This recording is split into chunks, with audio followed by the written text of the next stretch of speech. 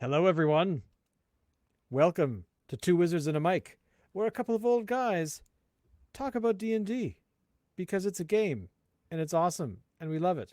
And we hope that our conversations will help you have a better time at your table. But enough of that. We got to talk about monsters. And you know where they're from? Where are they from, Andrew? They're from the dungeon, Shane. It's so weird that you had to create a book about monsters in a dungeon. I don't know why that's such a problem for people. Yeah, it's uh, it's one of the main places you'll actually find monsters. Because you and I were talking, I don't know, 4 or 5 episodes ago about how actually I was the one who's like, oh my god, you're right. And you're like, you know how it's so weird that there's this game called Dungeons and Dragons and there's this dungeon part, but in these last resources that they've created, there's no creatures from that environment. So it's so sad, but Yes, we awesome at the same actually time. have a book that has Dungeons and Dragons in it. Yeah, what a novel idea. We are rebels. I know we're stepping outside the bounds. They are going to come after us. They I will. think. These are the monsters that they don't want you to see. I don't. There's something I can say right now, but I'm not going to say it These, because we have to talk about a book. yeah, these books are books that, you know, they don't want you to buy. They're too It's dangerous. so they're You know, actually, it's funny you say that because um, I was talking in a chat the other day about Dungeons and Dragons, and uh, it it went from a conversation about what kind of characters do you like to make, what kind of things are you into, and it became a big conversation about nothing that was related to the game, and I didn't know what to say. I just said I'd like to play the game. It's so fun. But Mhm. no, apparently there's an agenda and there's some sort of issue around that agenda. And I don't know, maybe kobolds are making their move and they want to be on top of the monster heap, as it were. Down with carrion crawlers, kobolds, yay! I for one welcome our kobold game overlords. Wow, it's such a weird thing to say when it's a game. Anyway, calmness, calmness, calmness. But Monster of the Dungeon is has hit the shelves. Has hit the shelves. Yes, this is true. The books are ordered and on their way to the Kickstarter backers. I've just created a new term. If Backstarter. you back our Kickstarters, you're a backstarter because you went back and you started help the book. So those are ordered, getting to those great people who helped create this book, and now it's for sale as a PDF on our website, which is always the best price, or as a PDF or printed book, print on demand at Drive Through RPG. We'll put the links below. And yes, the book started um, going on. It went on sale last week, and today we're going to take a deep dive. We're not going to look at every single monster because then we'll be here for 2 hours. But we'll go through it and discuss some of the creatures. This is for 5e, but it also has now conversion tables for OSR games like Old School Essentials and Dungeon Crawl Classics. And it also has Pathfinder conversion tables. And we wanted to make this partially to celebrate 50 years of the world's greatest role playing game. And it's the sixth book in our series, maybe the last monster book. We'll see, although there will be monsters in our adventure books as well. And yeah, this is illustrated by Travis Hansen, as are all the other books in the series. How dare these books be created by such a wonderful guy? Um, I do have the PDF that you sent me, uh, ready and waiting. What is the first creature that we are going to be looking at? Well, first we have on the cover, we have Tarek, the half ogre, there going through the dungeon. Um, then, as you open the book, the first thing you're going to actually see is a character. First, you're actually going to see an adventuring party, because in tribute to the game, and this really goes back to the heart of the game, the first thing we give you is an adventuring party. So we show you the 7 NPCs that are going to be in this book, and each different types of dungeon has an NPC. So this one is a paladin. This is the arcane dungeon chapter, and that first full page piece had the paladin falling Right through here. the floor and dealing with some blabberblubs. So each chapter, the type of dungeon has encounter tables, events tables, some locations that you could have in an arcane dungeon, a bit of a write-up about what it could be like. So as we go through arcane dungeons, the next monster we introduce, and we have many of these, is a construct, and that's the animated wizard's hat. But this hat does a lot more than just shout out where you're going to be at school. This one can attack you and take control of you, and would give a low-level party a lot to deal with. Even mid-range characters, this gives you a good challenge. I love how evil it looks. Yeah, yeah, and it can attach itself to your head, and you're going to have a hard time getting it off. I was gonna say because I would not want those teeth, you know, holding on to my head. My God, that would No, just be brutal. it's Plus 4 to hit. inspired. It's inspired a little bit by the Dark Mantle, which is a creature in the core book, and then we've added a bit more flavor. And then the next creature is one of the full page pieces. Here's an arcane dragon. Hey, the game is about being in dungeons, fighting dragons. It might be in the title. Why didn't we have a book that has dungeons and a dragon? I know it's a crazy idea. So this is a shape-shifting, spell-casting dragon. It's quite cool. Like, I mean, the thing I noticed right away is it has 4 eyes, or Mm-hmm. those. That's just bizarre. I don't recall any other dragon being anywhere having 4 eyes, and runes on its chest, which is cool. Yes.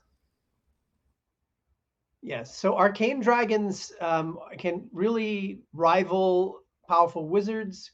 Sometimes they actually take over the arcane dungeon of a wizard who was there before, or a lich. And yeah, that's one of the first creatures here in the arcane dungeons.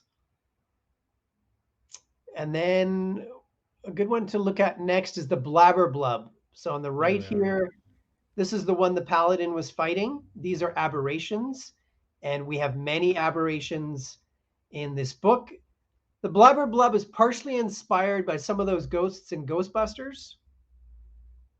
Oh, And the Slimer, whatever they were called, the yeah, and then we've added floating phantasm. a whole other story around it. Like the reason it's called the blabberblub is that it just babbles incoherently. That's what it seems, but it's actually speaking an ancient language, and it's actually saying something. Um, but nobody knows this language anymore. That is cool. Hmm. And I, they I was actually, holding my hand up against the screen, like, don't look at what language it is, but yeah, no, yeah, it's they right there, actually ancient float deep speech. too. They float like certain large spherical creatures in the game. They float around. That's cool. They kind of have like a scary spider-like mouth too, which is kind of neat. Yeah, yeah. Travis always adds extras, you know? I give him a description, and then he always goes further than that and adds a bit more. That is cool. That is so cool. I should mention too, you might notice that each monster has 3 adventure hooks. I think except for Torment's one young or apprentice. two. Sorry? So right down here, like, hey, here we go. Yeah, so almost every monster, there's only 1 or 2 where it didn't fit with the layout, but basically every creature has adventure hooks, which, you know, means this book has over 300 of those. And you've got over 120 monsters. Here we have the Cauldron of Chaos, another construct. So this cauldron actually can come to life and send out, suddenly this liquid starts bubbling inside it when it's activated, and then it can shoot out this boiling liquid at, you know, at the heroes. So it's kind of thing that would, blends into the environment. So a lot of the creatures and constructs in this book blend into the dungeon environment. Which is really important because a lot of, I mean, it's like a lot of the stuff that I encountered as a young player back in the day, where a lot of them were basically uh, these ambush type creatures because they live in a dungeon and sure they might be killing each other for whatever reason so they can survive, but then you had creatures that were basically very calm and very patient and Right. just waited for the adventurers to come along. Right. But Yeah. Because usually a dungeon, there's going to be long periods of time where nothing's happened. Right. So yeah. it's and it makes sense that they would blend into their environment um, to be able to survive too. Now tell me about the chronomancer.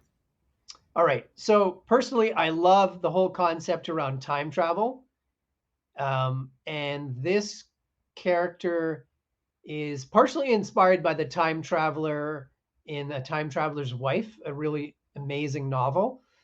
And so this time traveler, they can use their that magical device they have there to travel through time, backwards or forwards, and then you roll a 1d20 to see how long. But one of Oh the wow. issues is that there is a chance, or when they do travel, for the first few hours, they don't remember who they are. Oh.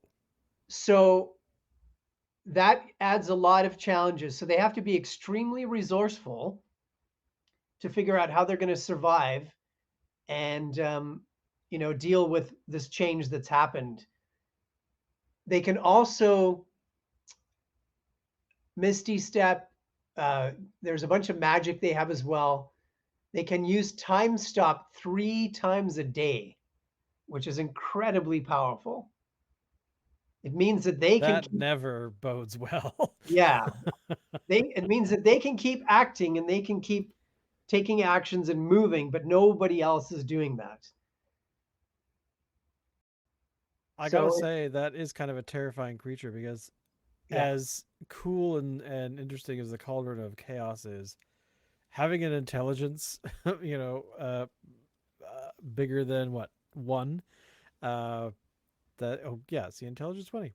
So you're screwed. yeah, You run into this yeah. The creature, Cauldron's you're dead. intelligence is 1, and the Chronomancer's is 20. Yeah, yeah. What do we want to look at next?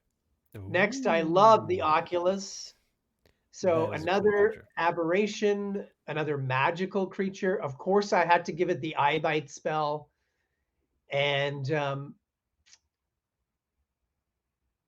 yeah, this is a very quite powerful aberration, extremely intelligent. Again, intelligence 20, like the Chronomancer from another world, and something that would really freak your party out if they're wandering through the darkness and then all of a sudden they see this. Hence the title, Brave the Exactly. Darkness. Exactly. Yeah. What's the next one you want to look at? I'm just kind Um, of scrolling down, but if you have a particular one, we could yeah, we can keep going, and present. I'll stop you. The Passenger. Yeah. So another one that blends into the environment. You think it's a normal passage, just a hallway, but no, it's actually a creature that's disguised itself. That's actually a dangerous creature. My gosh. Hmm. Yeah. On the next page here, Oh, here's here what we I go. love: the pillar of the community. So a fairly low level creature, but it does have multiple attacks because it can attack with all 4 of those fists. And it actually can also just appear as a regular pillar. So this could be anywhere. This and many of these creatures, they wouldn't necessarily just be in dungeons, right? You could have this pillar in a temple in the town Of or in course. a Of manor, course. right? So you could have a whole group of these. You could have an army full of these. Um, yeah, I love this one. I I am a fan of this particular creature too. I There's mean, also something else to point out on the other page with that spell book. So this is a Right. magical spell book that actually has some powers.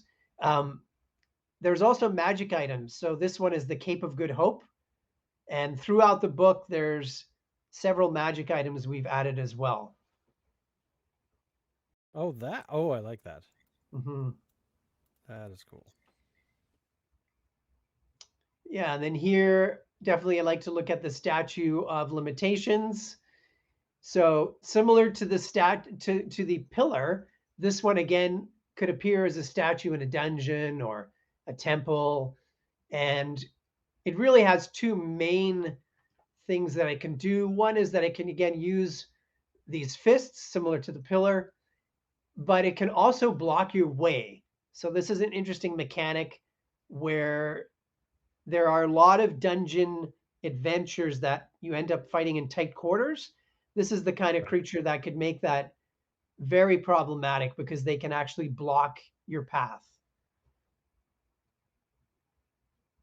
I think that that is actually kind of an interesting uh,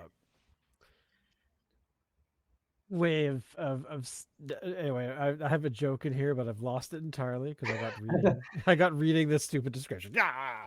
We also have the sum of all fears. So we have many undead in here, and this is one of them.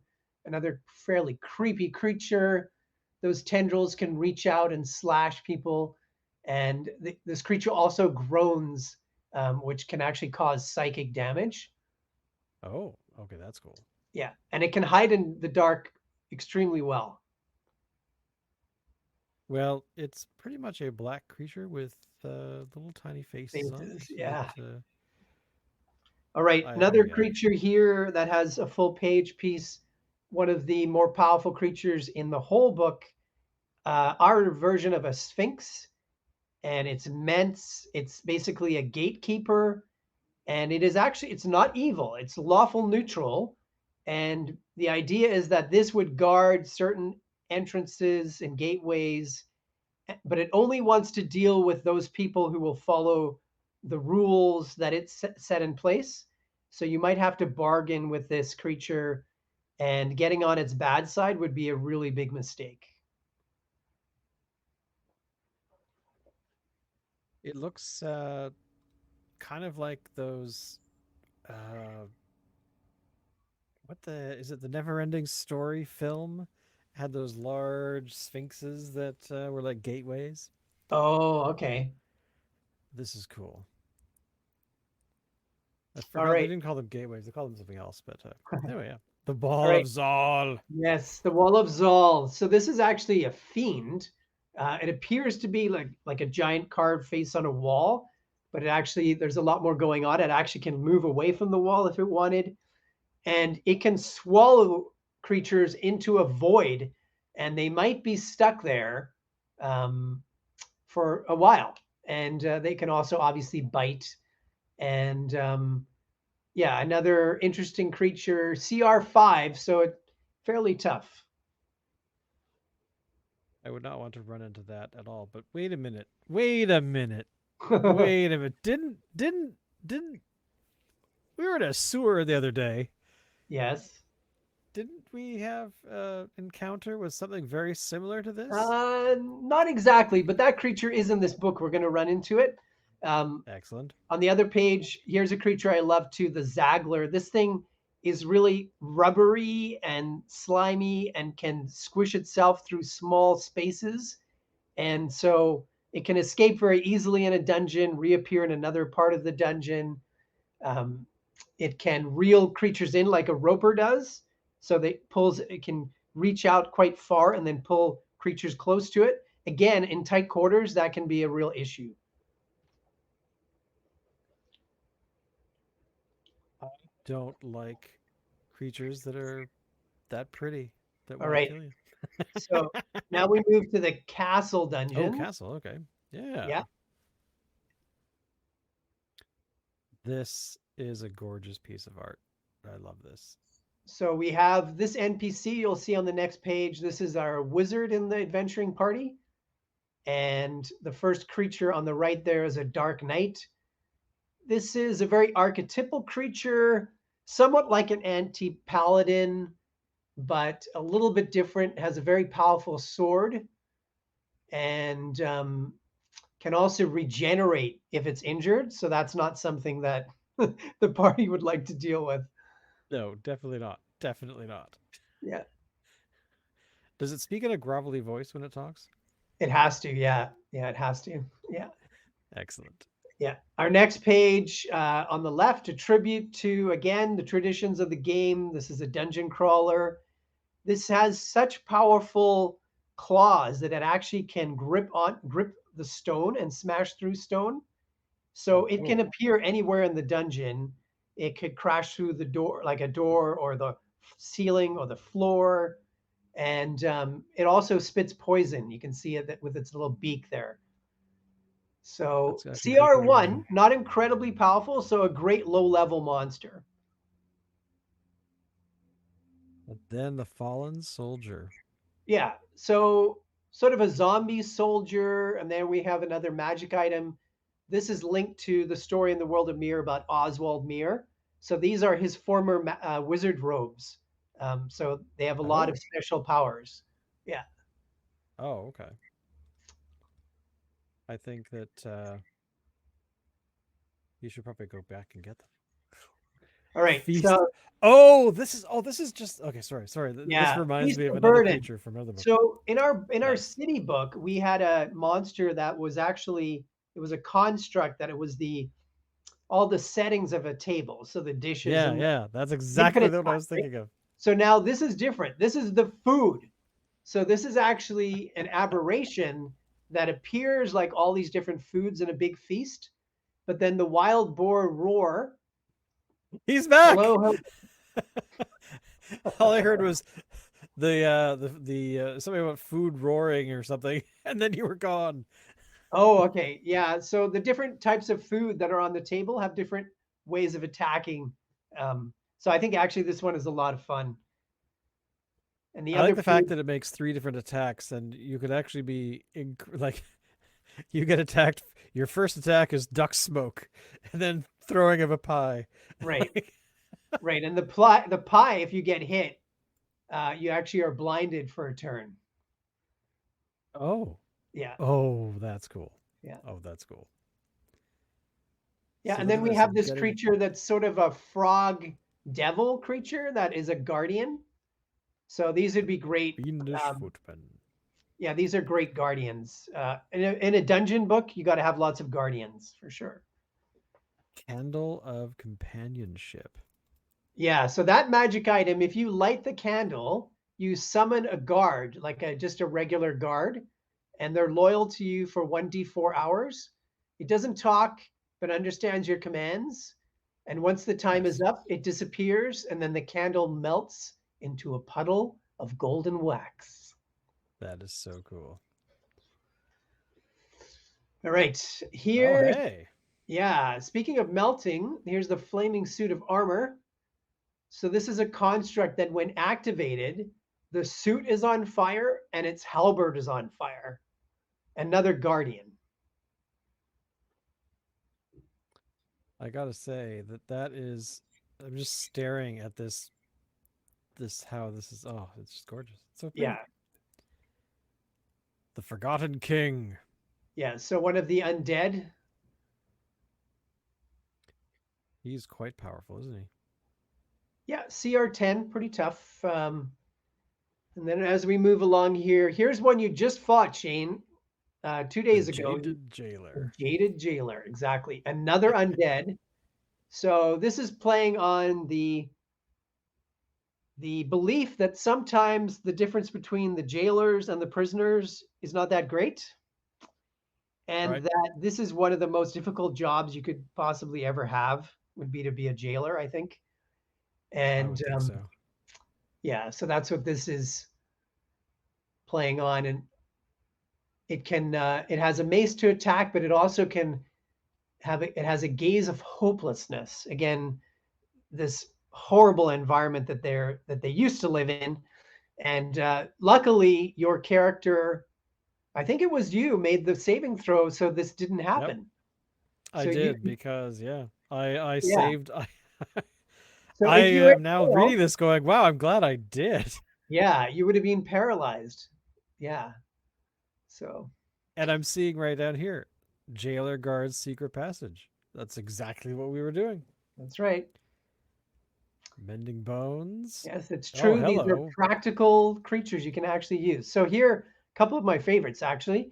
The Narcillus is a creature that actually copies the form of another creature and then tries to kill them and take their place. And the That's cool. Portrait of a Young Adventurer is a take on the Portrait of a Young Artist, a famous painting that was stolen in World War II. And so some of the history of that painting inspired this interesting construct that, like the Jaded Jailer, can actually paralyze you. Oh, that's not good.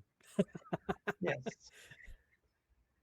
All right. So Shady shady characters. characters. All right. So what happens here? Well, there is a book, and these magical characters come out of the book.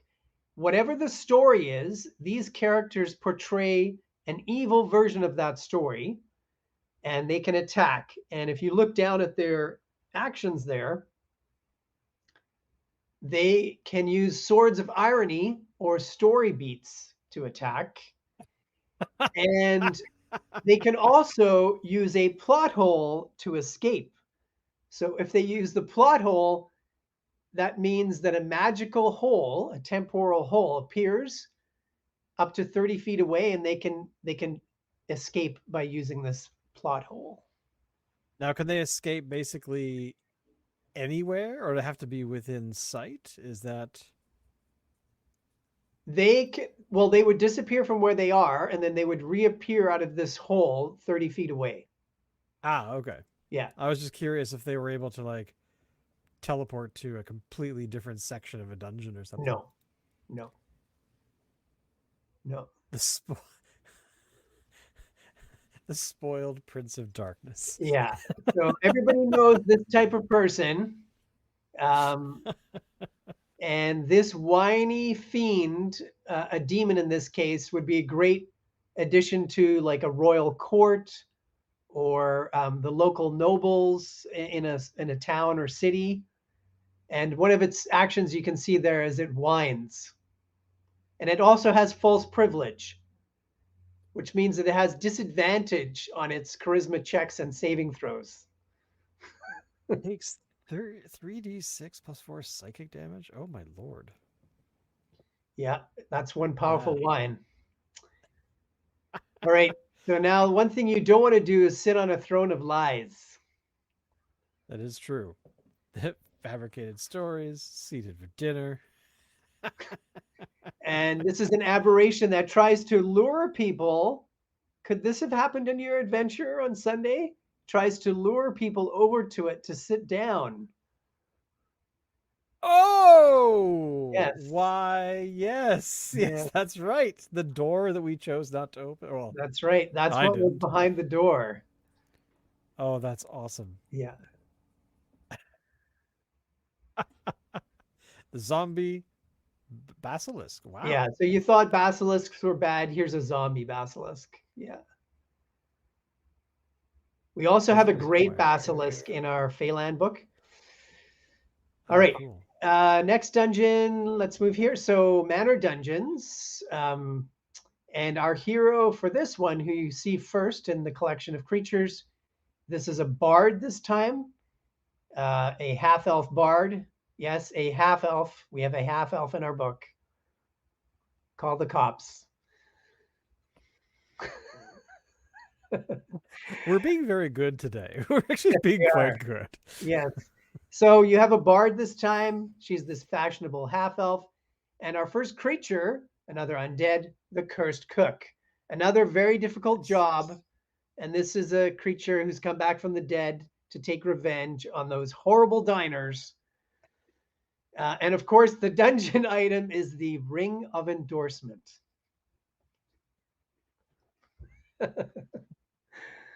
+2 on charisma. Yeah. Ooh, I love this. Oh, I love the design of this one. All right. The Dreamwalker can go into people's dreams. Pretty creepy, quite powerful. Now, the other creature, the earworm, this was an idea from one of our readers. His name is Oh, Rico Gilbert, and his name is credited in the book because he contacted me during the Kickstarter and said this would be a great idea.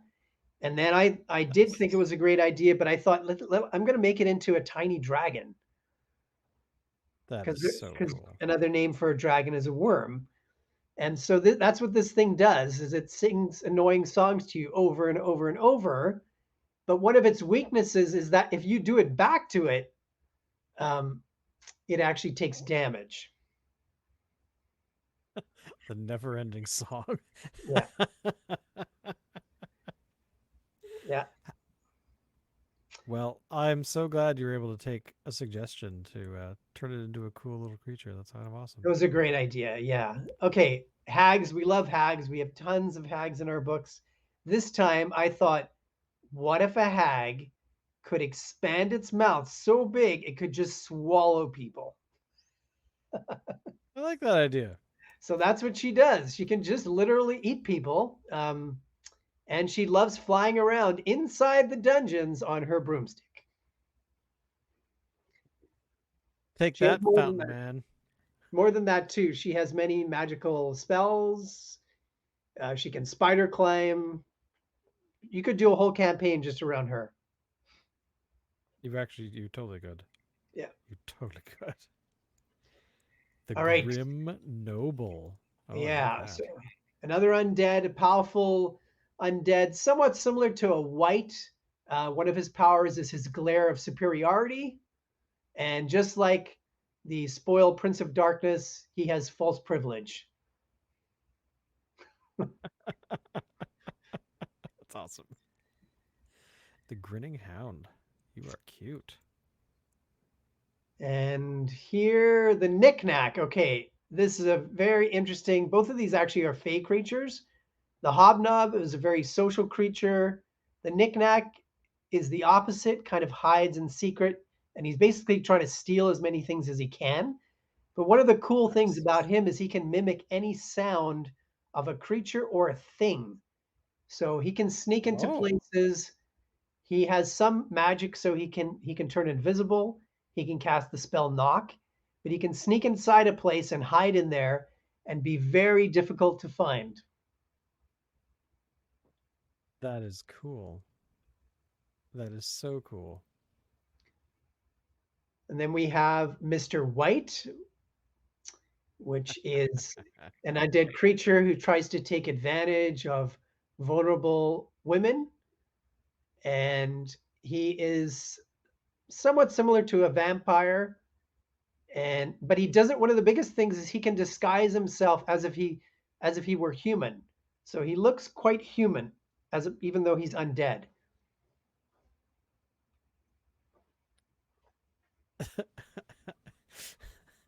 Unhealthy relationship. Yes, extremely. The Mirror. The Yes. Mirror. And another one of my favorite is Oh, the swarm of chessmen.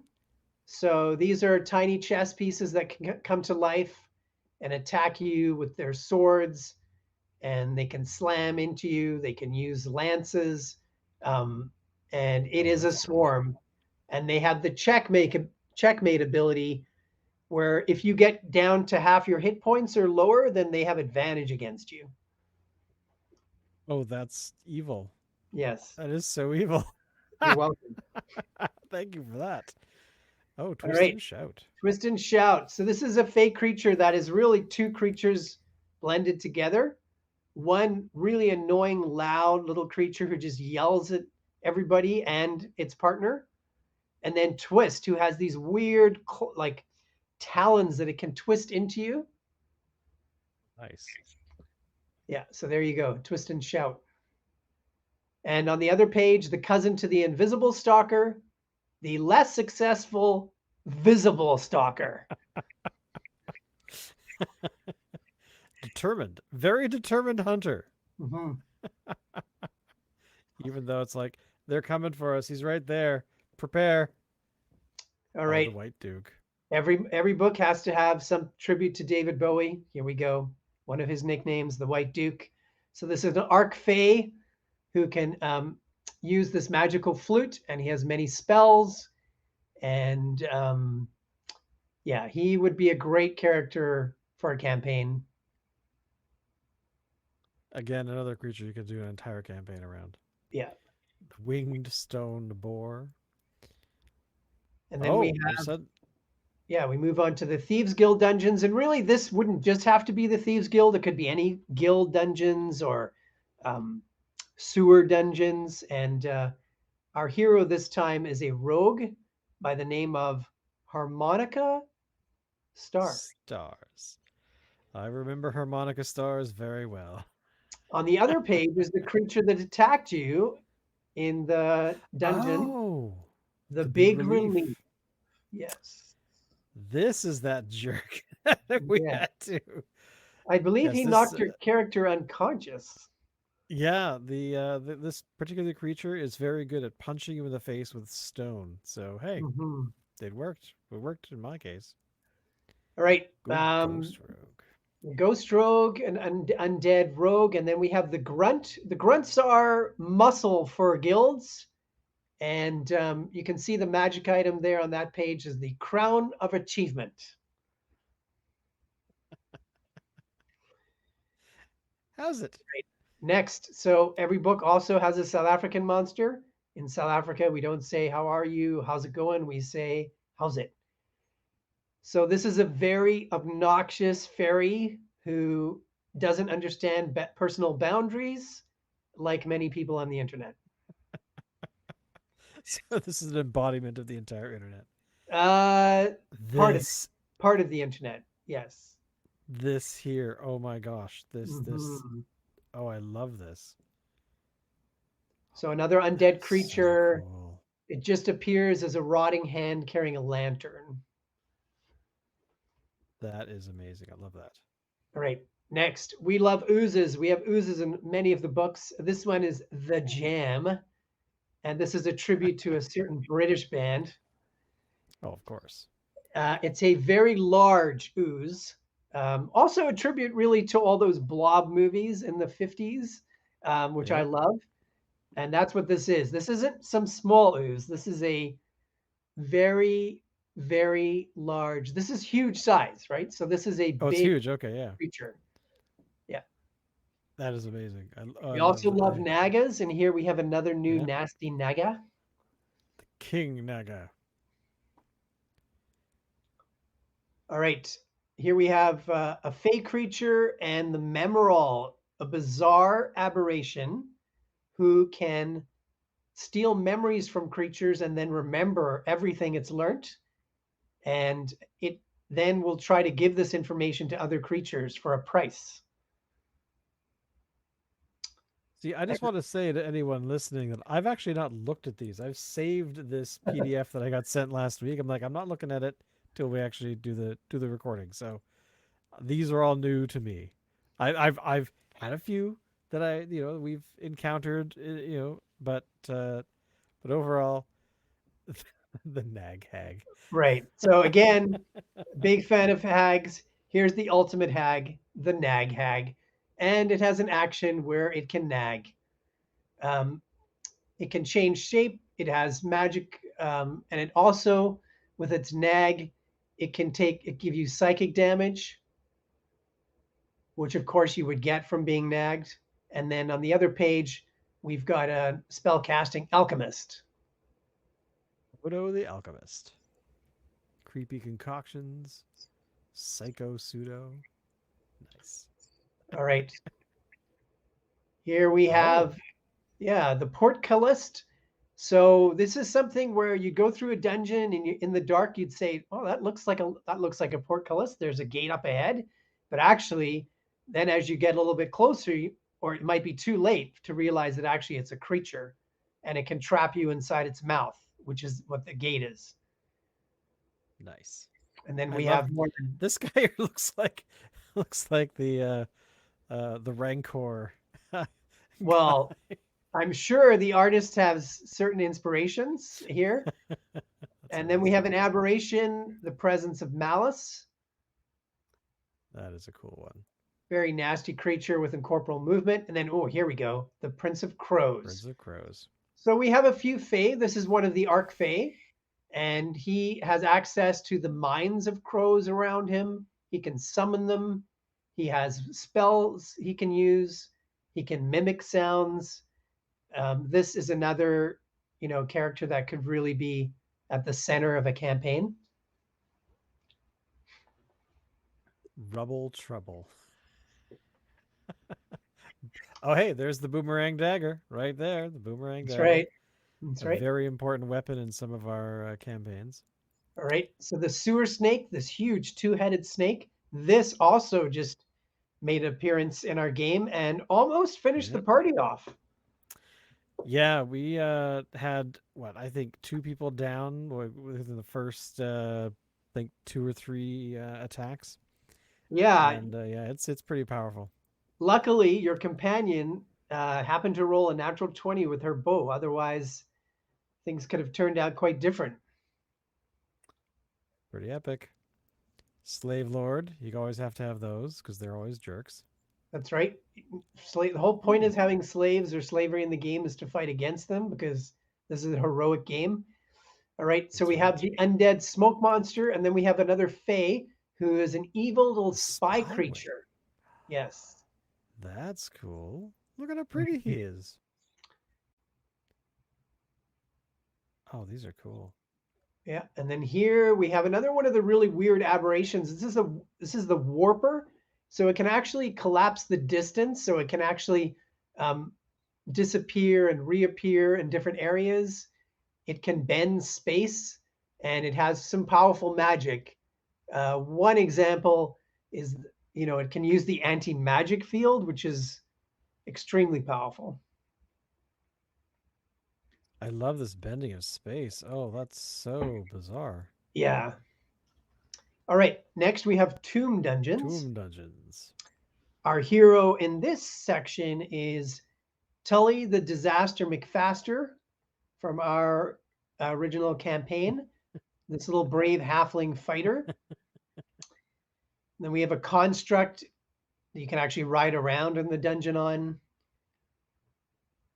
Mated mount. And That's then right. here we have a necromancer. You got to have a necromancer in the tomb. And then the blessed one, I decided we needed some good creatures in the tomb. So one of them is this holy monk. I like that. And That's actually very cool. Oh. so a demon for the dungeon, and then also we have an adventurer who specializes in going into tombs and crypts. The Crypt Raider. That is awesome.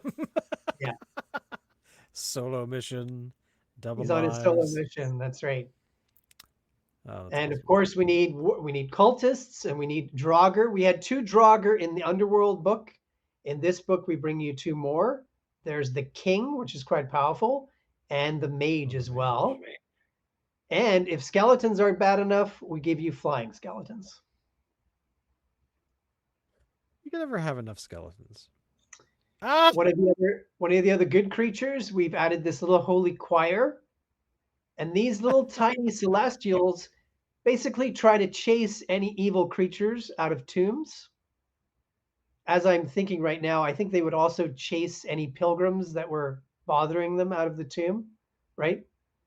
That is so And cool. Oh, they're on the other adorable. page is a really one of the aberrations. This creature can actually listen to the undead, or sorry, listen to the dead, and again uses this information for itself, and yeah, can be quite useful for the wrong people.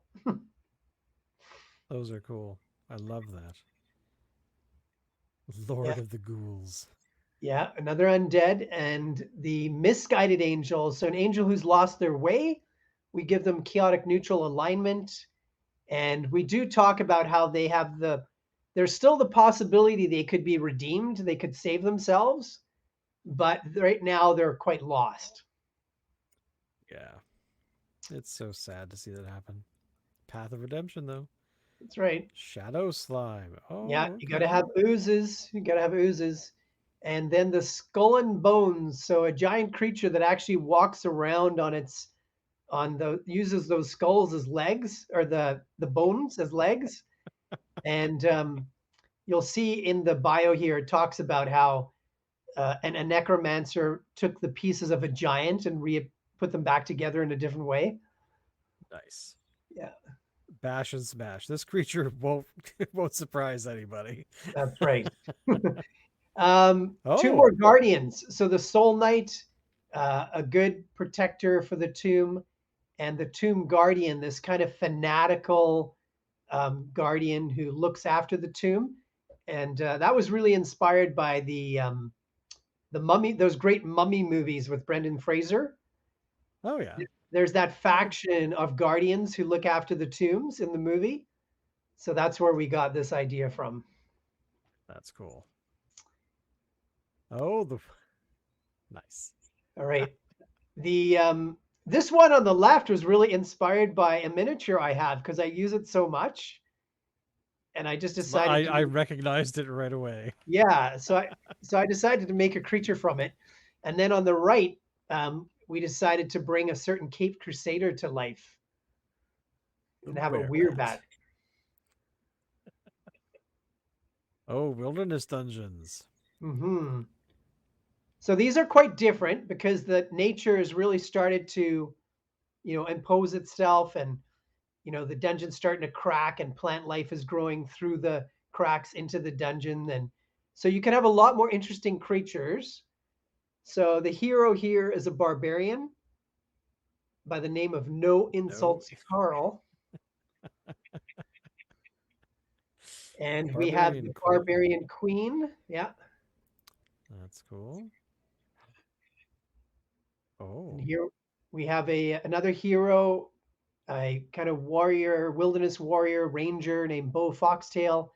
And then we have one of our few plants. We don't have that many plants in here. This is the Fright Blight. the fright blight. And then we have Frightening another, glare. another plant, the Mist Tree. And one of our few fiends, the Hornak, this like muscular, out of control demon.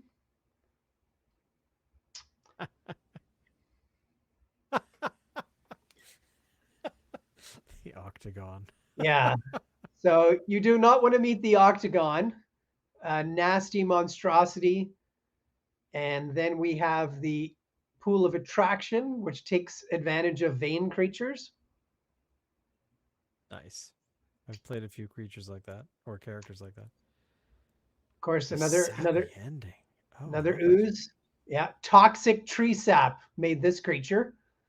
And we have the Slider, who is this huge creature who just drags itself around the dungeon, but can breathe poisonous gas.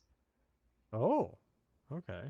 Yeah, and you'll see the That dungeon items, the magic items. They're amulet of phobias.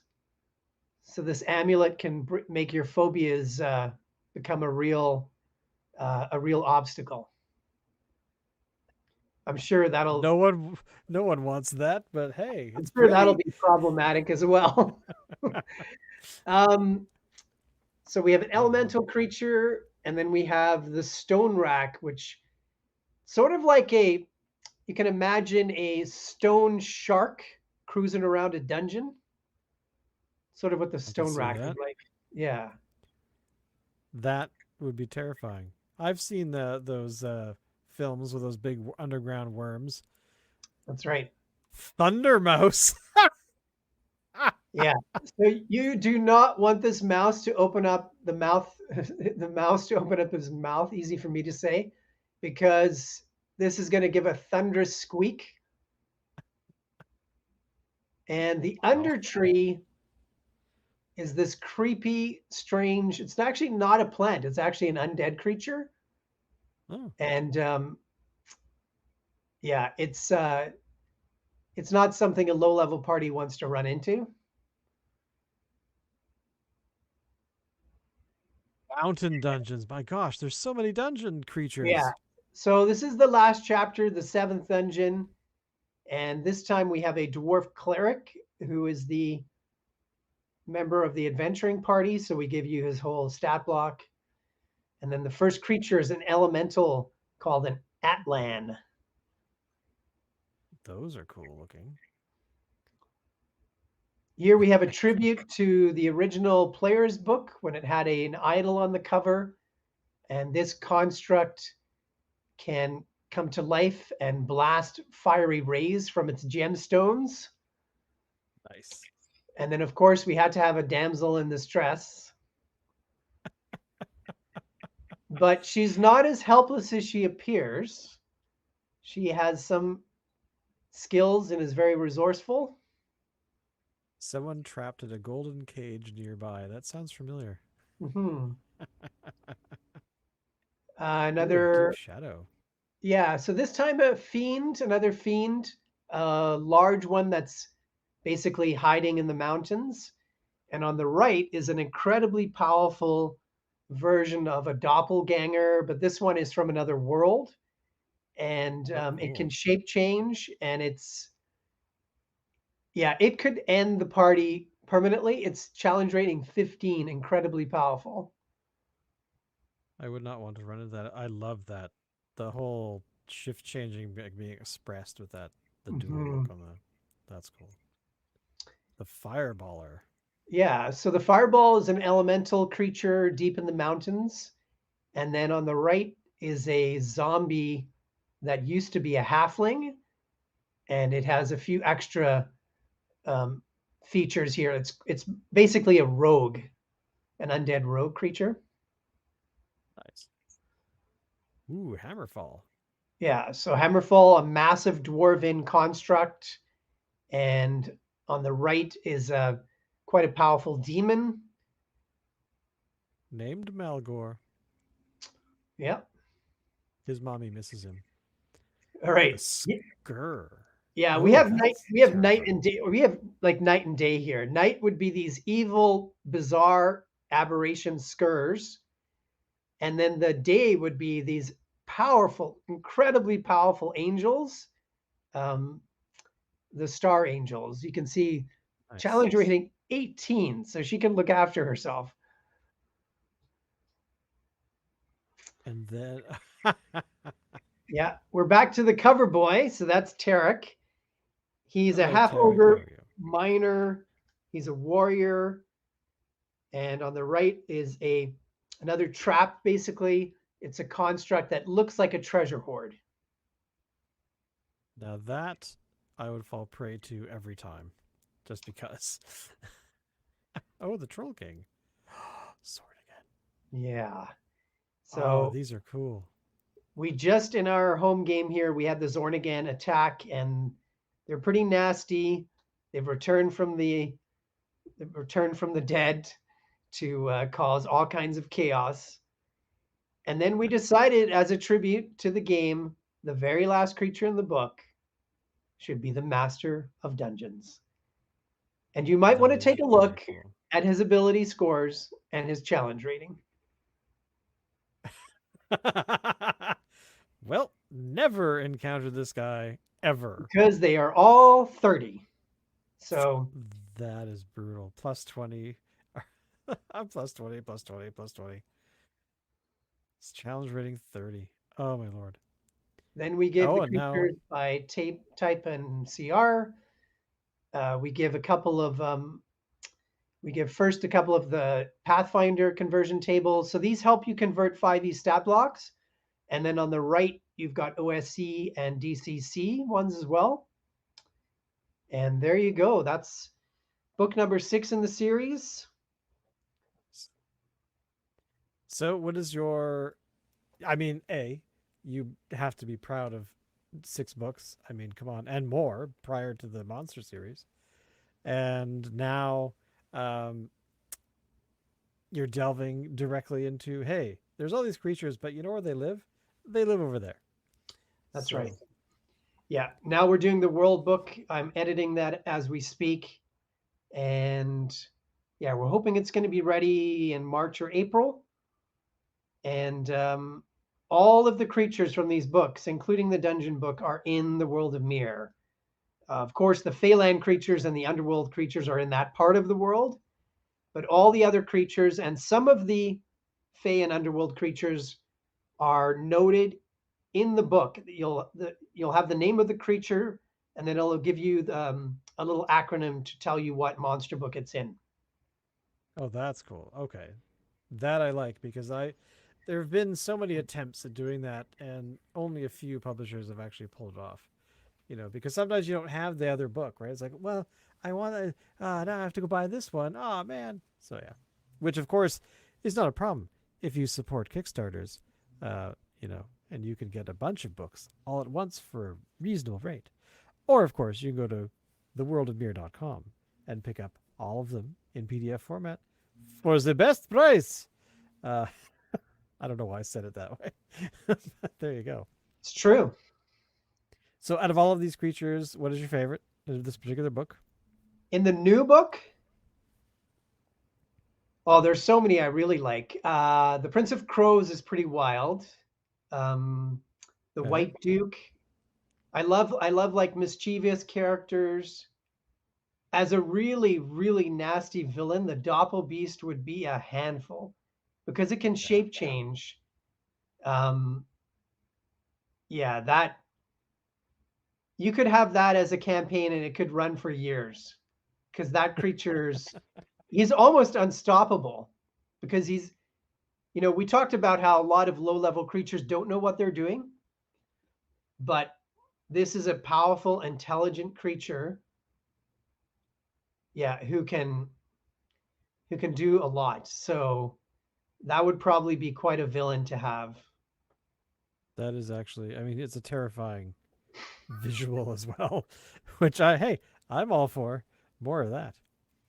But we've been going for quite some time. So I would like to thank everyone who's watched, everyone who's listened. I certainly hope that you head over to theworldofmere.com or worldofmere.com and you can pick up the books there because I'm very, very, I, I can't wait to get my copy. That's all I'm going to say. Well, I can tell you it's on its way, so that's good news. Excellent. But any final words before we wrap this one up? Yes, just again wrap up the series. There's 676 monsters now in all 6 books, so you have almost 700 creatures for your game. And this one, actually, they all include now conversion tables for other games, so you can play other systems. And Nice. we think dividing it up into these different kinds of dungeons really helps the dungeon master plan as well. So hopefully, our goal of being practical, inspiring, hopefully this book does that. Well, I mean, if it inspires anybody to have a better game, I'm all for that. And of course, this just, as I've said this before, I guess, the success of these books, you're going to take a break for a little while, do some other things. But then I hear there's underwater creatures and things like that are sadly in need of a book to live within. So just putting that out there. But anyway, thank you everyone for listening. All the links of all the kinds of stuff that we've talked about will be down below. And I encourage you to support small publishers like Cawood Publishing because if you don't, I will cry. And definitely, if you want to have a better game, there's tons of resources on worldofmere.com. And we'll see you guys next week. Thank you all Later. for watching.